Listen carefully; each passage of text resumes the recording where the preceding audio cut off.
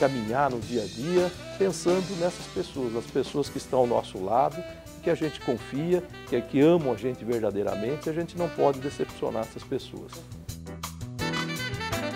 Hoje é a vez do desembargador Paulo Dimas Mascaretti, presidente da Associação Paulista de Magistrados. Desembargador Paulo Dimas, o presidente da OAB, ele afirmou que o Ministério Público, já porque defende a sociedade, né, tem junto ao juiz muito mais credibilidade do que a defesa exercida pelo advogado. Isso é verdade? O senhor já foi promotor ali no passado. Isso é verdade? Eu acho que não. Eu na magistratura já tenho aí mais de 27 anos, fui promotor durante quase 4 anos. Eu acho que não. O promotor, ele é parte. Logicamente que o promotor de justiça, ele passa por um concurso, né? Nós presumimos que são pessoas qualificadas, pessoas preparadas, mas para mim, ele está em igual patamar que o advogado. Na verdade, são situações diferentes, funções distintas, né?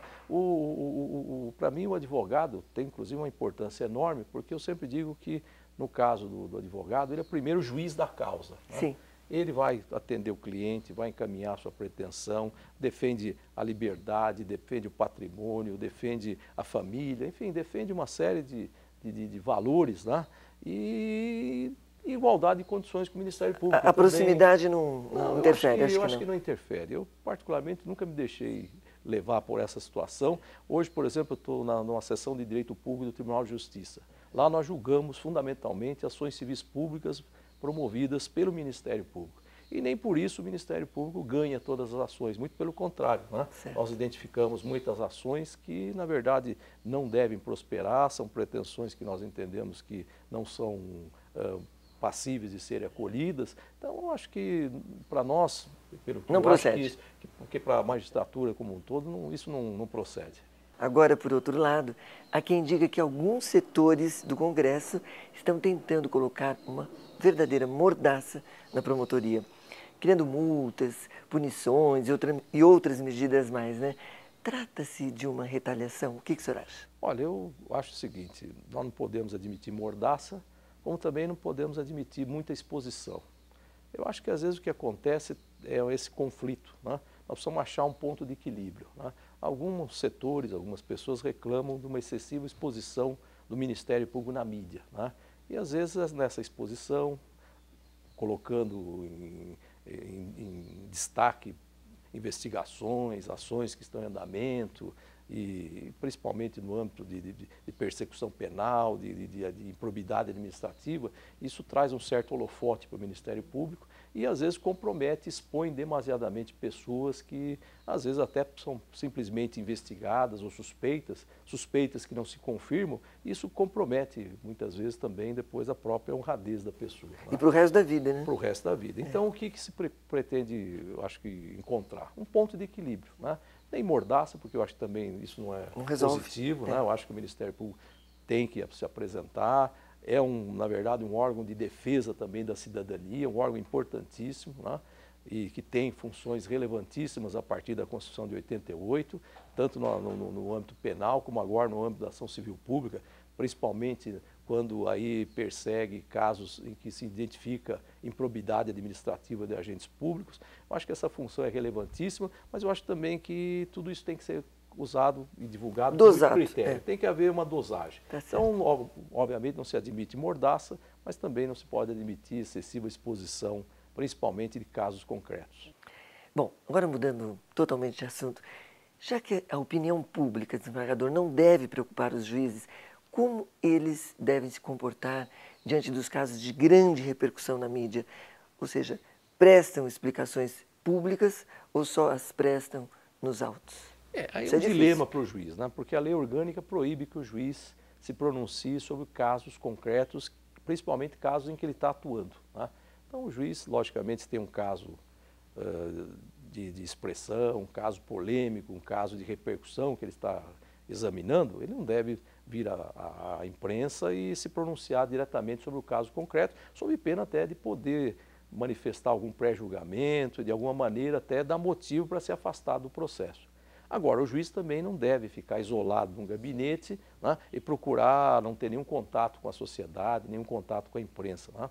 Então, por exemplo, então, o juiz tem lá um caso de repercussão, um caso em que há questionamento até sobre as decisões que ele está proferindo no processo, a associação pode vir tecnicamente elucidar, explicar juridicamente. O senhor diz assessoria de imprensa. Da assessoria de imprensa da associação e do tribunal. O tribunal também tem assessoria de imprensa. Então a assessoria pode dar as explicações, em primeiro lugar, sobre o procedimento correto, o que a lei diz a respeito daquela determinada situação concreta, né? Como o Código de Processo eventualmente encaminha a solução daquela determinada demanda. Então, acho que a gente tem que dar, na verdade, para a população uma ideia do que é o judiciário. É que, às vezes, a própria imprensa e a própria sociedade querem o juiz, né, do caso. Lógico. Querem ouvir. Mas eu acho isso um pouco difícil, que o juiz, no caso concreto, muitas vezes ele pode se pronunciar, às vezes através de uma nota, ou até pessoalmente, mas tendo aquele cuidado de não pré-julgar o caso concreto. Não pode se expor demais. O que eu acho aqui, até fazer um parênteses, que a gente precisa, na verdade, mostrar para a população é o que é o judiciário, o que é a atividade do juiz. Eu acho que nós estamos lá na PAMAGE hoje pensando numa campanha institucional na mídia para esclarecer a população o que é o Poder Judiciário. Para que eles conheçam, né? Para que eles conheçam o que é a atividade do juiz, porque, infelizmente, por conta até de desconhecimento, de falta até de divulgação, as pessoas têm uma imagem até negativa do judiciário, né? Isso por conta justamente de desconhecimento. Pois é, o senhor visitou São Luís do Paraitinga, cidade que há meses, né, nós todos pudemos ver, foi alagada e praticamente destruída pelas chuvas. Mas milhares de processos foram perdidos, pois o fórum foi fatalmente atingido, não é? Então, diante de um fenômeno natural, desembargador, e devastador como esse, será que a justiça, nos seus arquivos, está de fato segura? Vejam, hoje nós temos como ainda um sistema de processo de papel, né? Nós estamos evoluindo, e a ideia é implementar isso, para o processo eletrônico, processo inteiramente informatizado. Então nós já temos aqui na Justiça Estadual um foro aqui na capital, na freguesia do Ó, inteiramente informatizado. As prateleiras não existem arquivos, processos de papel, tudo está devidamente documentado na rede de computadores. Sim. Né? E aí, logicamente, e totalmente seguro. Backups e sistemas para não serem invadidos, para serem preservados e para não serem destruídos. Né? Quando nós temos autos de papel, e lá é o caso de São Luís do Paraitinga, que nós tivemos pessoalmente lá, esses processos foram praticamente destruídos. Né? Nós tínhamos lá em torno, lá ainda não é uma comarca muito grande, e o serviço está praticamente em dia, nós encontramos lá 1.800 processos que estavam lá comprometidos. Nossa. Eu recentemente conversei com a juíza, ela disse que com o auxílio de pessoas especializadas em recuperação de documentos, conseguiram recuperar 70% desses processos. Menos mal. Agora, qual é o caminho para os demais? É o que nós temos um procedimento de restauração de autos. Né? Então aí nós vamos procurar peças que estejam em poder das partes, tenham arquivos, eventualmente, em juízo, né? Para tentar recuperar os processos. Lá houve uma questão que dificulta essa recuperação, porque no entorno, os escritórios de advocacia também foram atingidos. Então, os advogados perderam também documentos, cópias que eles tinham em seu poder. As pessoas, as partes que também foram atingidas, perderam documentos. E como é que fica, desembargador? É uma situação que, de alguma maneira, vai ter que ser recuperada, né? Como muitos processos foram eventualmente restaurados ali, desse trabalho que a juíza, inclusive, comandou muito bem, a doutora Renata teve lá um cuidado muito extremo com o fórum, com os processos, com os servidores, eu acho que isso vai ser minimizado. Mas até nós pensamos em procurar, de alguma maneira, articular grupos para fazer conciliação, porque nos processos cíveis, principalmente, é possível, então, chamar as partes, tentar uma composição e restaurar os processos que for possível e, de alguma maneira, procurar resolver isso, né? E o que o senhor sentiu como cidadão e como profissional, vendo tudo aquilo ali pessoalmente? É muito triste, viu? Nós chegamos e vimos a cidade devastada, uma cidade bonita, uma cidade histórica, né? Ruínas. Uma cidade que tem um carnaval, inclusive, conhecido, o povo alegre, que recebe gente do estado, até de outros lugares do país, principalmente nessas festas do Um Carnaval. ponto turístico, né? Um ponto turístico, nós vimos ali com tristeza tudo aquilo arrasado. Nós andamos pelas ruas, um mau cheiro tremendo, porque as pessoas tiveram que tirar tudo de dentro das suas casas, depositar tudo nas calçadas e levaram, acho que praticamente meses para retirar todo aquele entulho, para que a cidade pudesse então ser reconstruída. É uma tristeza Não dá muito uma grande. sensação de impotência muito grande? Muito grande. Nós Não é? estivemos ali passando como se tivesse passado um tornado ali, aquele povo tivesse sido vítima de uma grande guerra, porque nós encontramos ali, na verdade, não uma cidade, mas destroços de uma cidade. E todas as pessoas ali vivendo de doações, né? Não tinha mais comércio, nada funcionando Que é naquela muito parte triste. baixa da cidade. Realmente foi terrível. Bom, vamos interromper um pouquinho, você não saia daí, e daqui a pouco estaremos de volta com o presidente da Pamages, desembargador Paulo Dimas Mascaretti.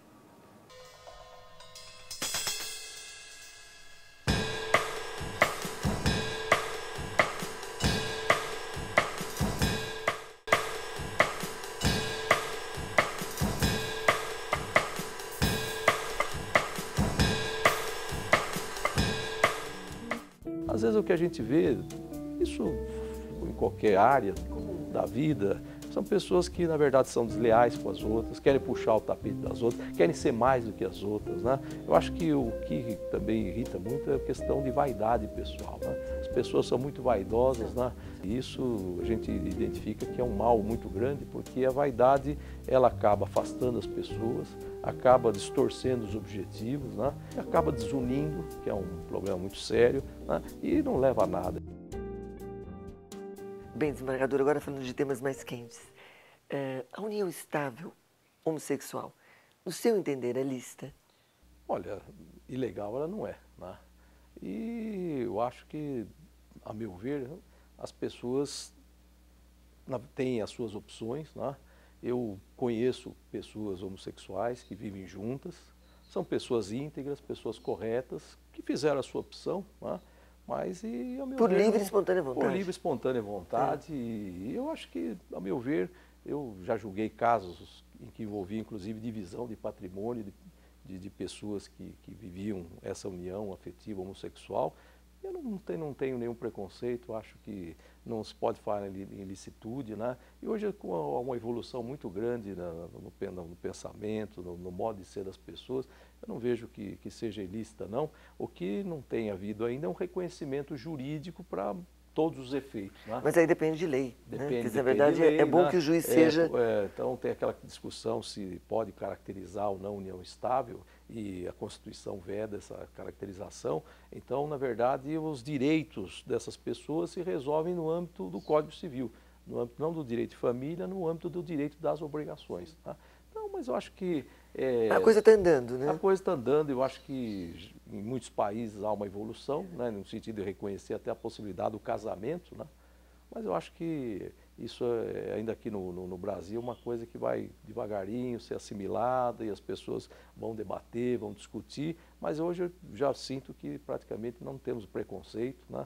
E as pessoas, na verdade, que vivem esse tipo de união, são normalmente aceitas na sociedade. E é bom que a sociedade saiba que o Poder Judiciário não tem esse preconceito. Eu acho que isso é importantíssimo, né? Não pode ter, porque eu acho que nós vivemos numa sociedade democrática, né? E moderna, né? Uma sociedade moderna em que os valores individuais variam e a gente tem que respeitar essa liberdade de opção das pessoas. É isso mesmo.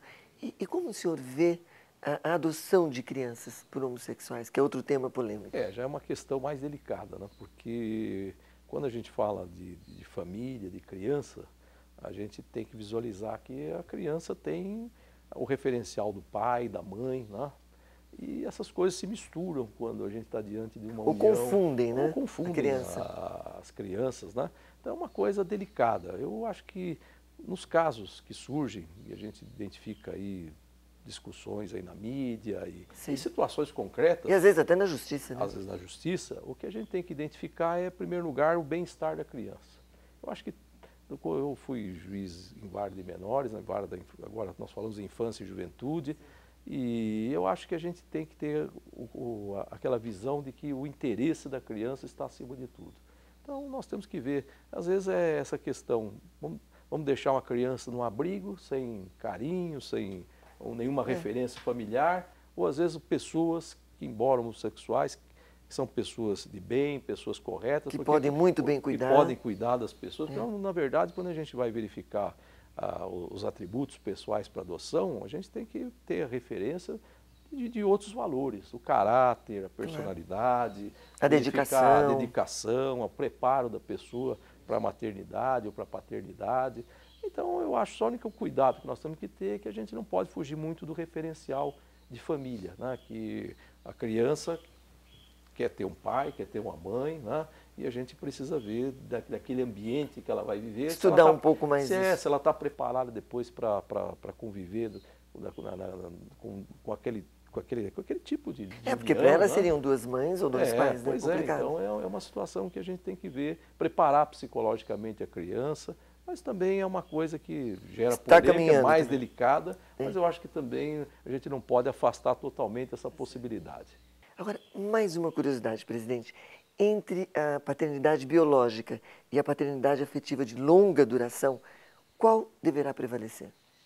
Eu, quando tive contato como juiz de família, juiz de vara da infância, com essas questões, sempre tive o cuidado de determinar que assistentes sociais e psicólogos fizessem um levantamento da situação concreta, um levantamento detalhado, e investigassem principalmente o que seria melhor para a formação, para o desenvolvimento da criança, né?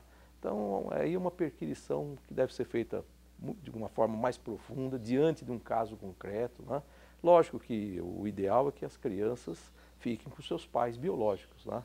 Que elas tenham o amparo e tenham os cuidados dos pais biológicos. Mas muitas vezes esse contato, essa afinidade acaba não existindo, as crianças acabam se vinculando a pessoas alheias até ao seu vínculo sanguíneo, e identificar, na verdade, se às vezes a quebra, a ruptura desse vínculo afetivo não vai causar um grande mal para aquela criança. Então, eu acho que são situações muito delicadas. Eu acho que as questões que envolvem principalmente crianças, né, o bem-estar da criança, são as questões mais delicadas que a gente tem para julgar, né? O senhor é famoso pelo seu espírito jovem, além de ser jovem, é claro, né? Mas fez questão de registrar nessa vida muitos filhos, né? Muitos filhos, ministrar aulas para um público também jovem, e é muito querido pelos alunos, né? Isso todos nós sabemos. Essa jovialidade, de alguma forma, desembargador, refletirá na condução da entidade que o senhor hoje preside. O presidente Paulo Dimas já tem em mente esse novo caminho? Então, veja, a gente, ao longo do tempo, procura, numa função como a gente exerce, logicamente de caráter transitório, transmitir valores que vão, por exemplo, indicar dinamismo, novas ideias, né? Procurar. Hoje nós temos uma magistratura muito jovem, né? Nós temos uma magistratura jovem, talentosa, aguerrida, e a associação tem que refletir. E vale a pena investir nela, lógico, né? A gente tem que refletir. Hoje essa magistratura, que na verdade é uma magistratura ao mesmo tempo que é jovem, é preparada, é preocupada. Sim, claro. com valores sociais. Então a gente na associação tem que procurar dar espaço para isso, né? Incentivar. Mas é importante também ter esse espírito jovem, né? Sem dúvida, porque senão... porque nós temos que ter a proximidade com os colegas. E é verdade que essa questão da jovialidade não tem a ver muito com idade, não. Não. Eu tenho colegas... Embora o senhor seja jovem, mas não tem muito a ver. Mas é verdade, não tem a ver mesmo. Nós temos colegas que até já passaram 70 anos, se aposentaram compulsoriamente. E são absolutamente jovens. São jovens e participam da associação, vêm com novas ideias, com novos objetivos. Eu acho que é isso que a gente tem que pensar, na verdade, encontrar sempre novos caminhos. Eu acho que a gente tem que fugir um pouco da mesmice, né? Não podemos um dia ser igual ao outro, né? Inovar, né? Temos que inovar, temos que estar sempre abertos para aprender, para ouvir e para descobrir coisas novas. Eu acho que a gente tem um aprendizado diário, né? Não só na área do direito, mas em termos de vida, né? Agora, confidencie, o senhor é um vitorioso vestindo a camisa do Palestra Itália também? Não, eu visto a camisa do Corinthians. Mas só vem corintiano aqui, branca e eu preta, tenho que às vezes arriscar é o meio Palmeiras. roxa. É verdade, nós temos muitos colegas corintianos. Olha, né? Magistratura Paulista tem muitos corintianos. Eu acho que isso é uma das minhas qualidades, viu? Mais uma, né, desembargador? É uma das poucas, é uma das qualidades que eu preservo. O que se torna imperdoável nessa vida? Olha, eu acho coisas assim como a deslealdade, né? A ingratidão, né? Eu acho que a negligência nas coisas, você estar numa atividade e fazer isso de uma forma negligente, desrespeitando as pessoas. Eu acho assim, eu acho que todas as pessoas têm a sua importância, né? A gente que convive aí na justiça e vê problemas de toda ordem, eu verifico que as pessoas, às vezes as pessoas das mais simples, né? Até as pessoas mais poderosas, mais importantes, elas têm que ter o sentido de que estão fazendo alguma coisa, ela tem que fazer da melhor maneira possível, dar o sangue, na verdade, para que alcançar os seus objetivos, fazer as coisas com alegria, né? Às vezes o que a gente vê, isso em qualquer área da vida, são pessoas que, na verdade, são desleais com as outras, querem puxar o tapete das outras, querem ser mais do que as outras, né? Eu acho que o que também irrita muito é a questão de vaidade pessoal, né? As pessoas são muito vaidosas, né? E isso a gente identifica que é um mal muito grande, porque a vaidade, ela acaba afastando as pessoas, acaba distorcendo os objetivos, né? E acaba desunindo, que é um problema muito sério, né? E não leva a nada. Eu acho que a gente tem que procurar os valores simples da vida e procurar, na verdade, como eu disse, dentro das nossas possibilidades, dentro da nossa profissão, fazer o melhor possível que seja. E os desafios são imprescindíveis? Eu acho que sim. Como eu disse agora há pouco, a gente não pode ficar na mesmice, né? A gente tem que acordar todo dia com um objetivo novo, com uma ideia nova. A gente, como eu disse, tem que procurar ouvir as pessoas, né? A gente batalhar sempre, né? Batalhar sempre. Às vezes a gente fica com aquela ideia de falar muito, de querer se impor, mas na verdade a gente tem que ouvir mais, escutar o coração e procurar aí ganhar outros objetivos, procurar sair de manhã com a seguinte ideia: o que eu posso fazer de melhor hoje, dentro das minhas limitações, para ajudar alguém, no nosso caso, para realizar a justiça, para melhorar a justiça, porque nós temos que avançar muito, nós temos que melhorar muito o nosso sistema judicial, a nossa administração da justiça, e eu acho que esse tem que ser o espírito de cada um de nós. Né? É o ponto. Gratidão e afeto são inseparáveis? Eu acho que sim. Eu penso o seguinte, eu até outro dia estavam lançando um livro, fala que o título é Ninguém Faz Sucesso Sozinho. E eu acho que isso traz uma mensagem importante, porque eu acho que na vida da gente, qualquer área que a gente atue, a gente sempre tem as pessoas que nos ajudaram, né? As pessoas que gostam da gente, e a gente tem que trabalhar, caminhar no dia a dia, pensando nessas pessoas, nas pessoas que estão ao nosso lado e que a gente confia, que amam a gente verdadeiramente, e a gente não pode decepcionar essas pessoas. O desembargador escreveu, o poeta Drummond, no poema Memória, que as coisas tangíveis tornam-se insensíveis à palma da mão, mas as coisas findas, muito mais que lindas, essas ficarão.